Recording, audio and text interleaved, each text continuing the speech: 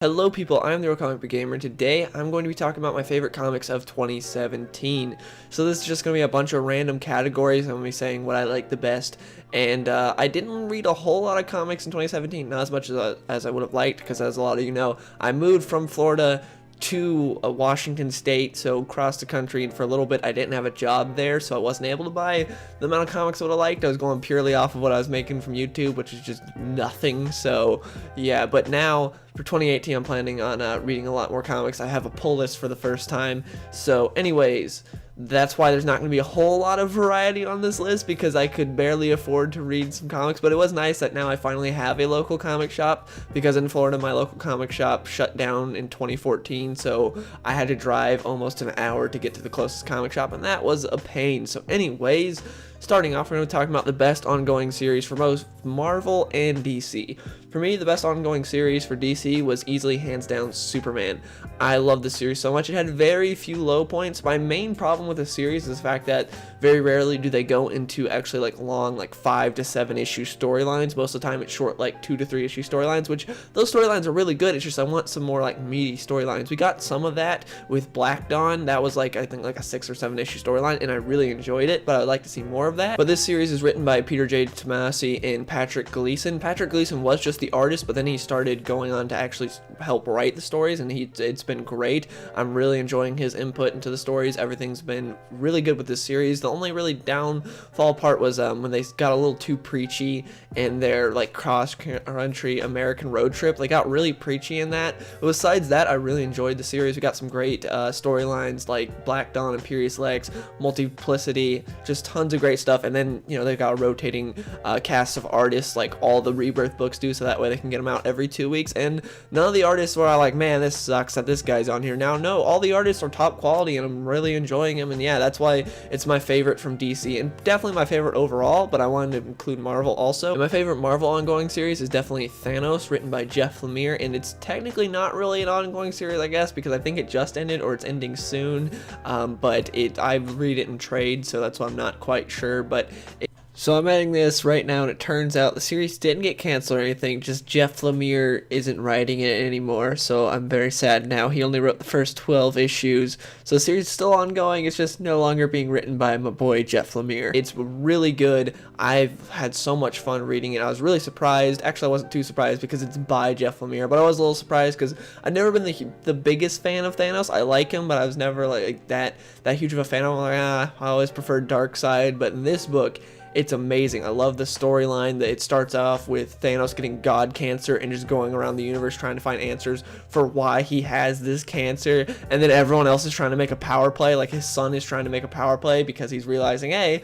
my dad has cancer, now he can be taken down. And it makes for a really interesting story. The art is done by a few different people. The first volume was done by Mike Diodato. I don't know how to pronounce his name. The second volume was done by a different guy, so it's different artists and not really consistent artists. But I enjoyed the art. I thought the art was pretty good, and it's definitely my favorite ongoing series from Marvel. My second would probably be like Astonishing X-Men, because or Darth Vader. I'm having a lot of fun with those books as well, but Thanos stands out among the other Marvel books for me. Now the next category is best story arc, which is just sort of the one that you're definitely, even though you have all the issues, you're going to want to buy the trade and reread it in trade. And that for me is probably the Batman: The War of Jokes and Riddles. I love this storyline because the Batman book itself has been very up and down for me. I haven't been reading it consistently, but I'll buy an issue every now and again when I see like a new interesting storyline. And that's how I got into the War of Jokes and Riddles, because like, oh, new storyline. Riddler's probably my second favorite Batman villain. I think he's really underrated. I hate the fact that he's so underused.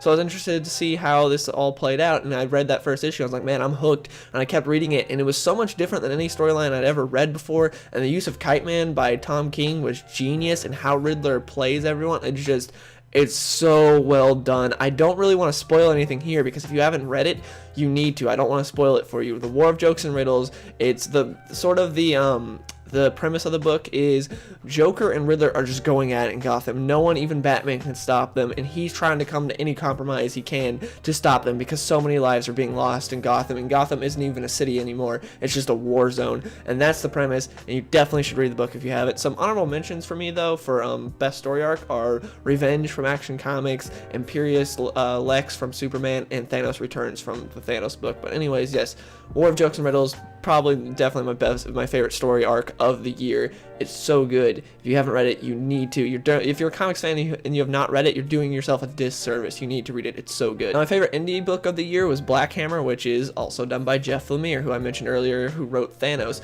Jeff Lemire is just one of my favorites. I've talked about him ever since I first found him through Green Arrow with DC and the New 52. I've loved this guy. I followed like everything he's done. He's writing a DC book soon, something like Hawkman and stuff, so I can't wait for that. And just everything he touches besides like his Hawkman run.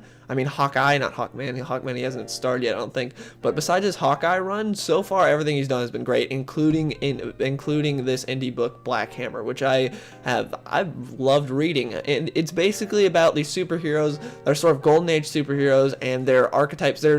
They're mirror versions of like Superman, Martian Manhunter, and stuff like that. They're like our heroes that we know, except with a Jeff Lemire twist. And they live in their golden age world, and then one day they're teleported to like sort of our world where there's not really any crime or any, well, you know, not like superhero level crime. There's nothing for them to really do, and so they just have to live on a farm. And some people like it and have adjusted and gotten lives. Other people hate it and are stuck in certain ways that they don't like.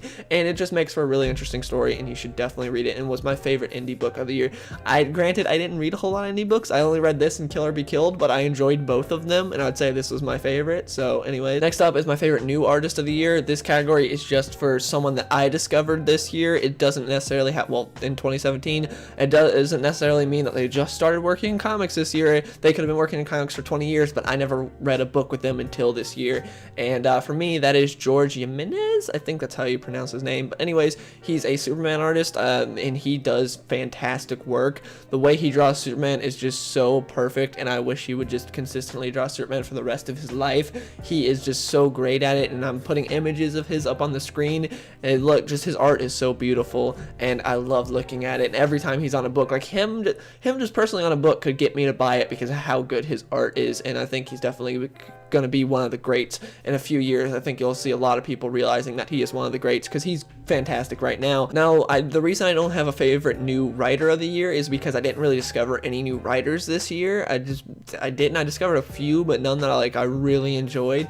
If I did, I would probably say Ed Brisson, but I only read a few issues of his work, so I can't really properly judge and be like, this is my favorite new writer of the year. I read the first issue of Iron Fist. I enjoyed it, but not enough to make me go and spend my money on the rest of the series. I might read it in trade, we'll see. And then when he jumped on Old Man Logan, my problem with that was the new artist I wasn't a fan of, and I couldn't read it because the beginning of the story arc, I was not a fan of the story, like how they were going back to Logan, because the whole point of Jeff Lemire's run was Logan getting over his past and Old Man Logan living in the present. And then immediately with the new story, they bring in the past, and I was like, I'm not a fan of this. And also the art, just the artist is good on other stuff. Like I think it's the same guy who did Thanos, I can't remember. But I don't like the way he draws Logan. That's my main problem. The way he draws Logan just is not to my liking, so I couldn't continue reading Old Man Logan, which sucks because Wolverine's my favorite Marvel character. But anyways, that's why I don't have a favorite new writer category for this year.